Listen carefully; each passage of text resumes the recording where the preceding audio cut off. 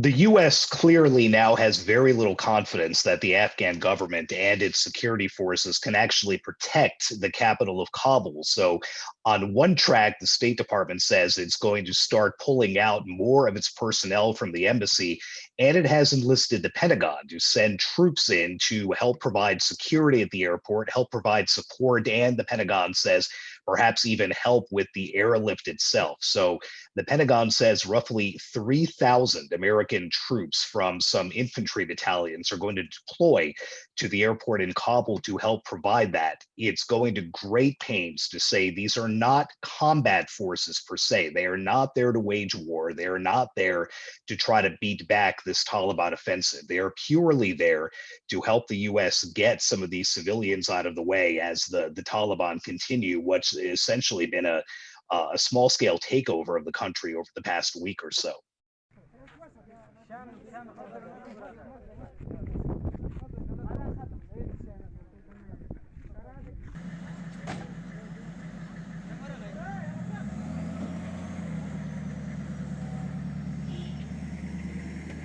Your people rallied. We've been telling you for months and really for years that this is going to be your fight.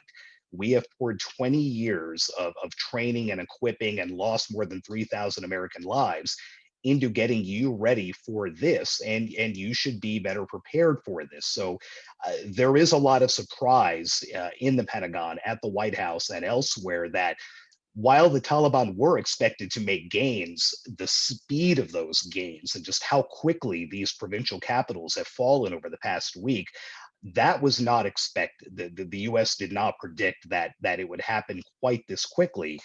But at the same time, the way the administration sees it, there's no turning back now. This has been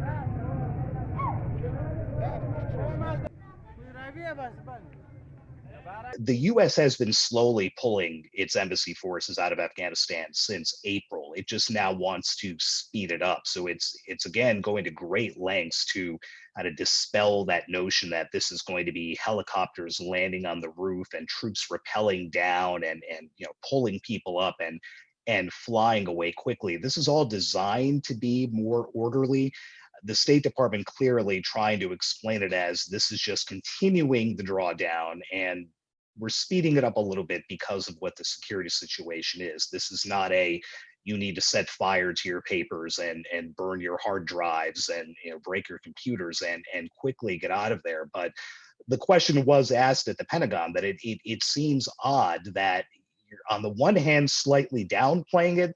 On the other hand, you're sending three infantry battalions, ground forces, paratroopers in to do this to pull far fewer people out. Does that almost seem like overkill? And again, both at the Pentagon and the State Department trying to project that sense of calm, saying, we just have to protect our people.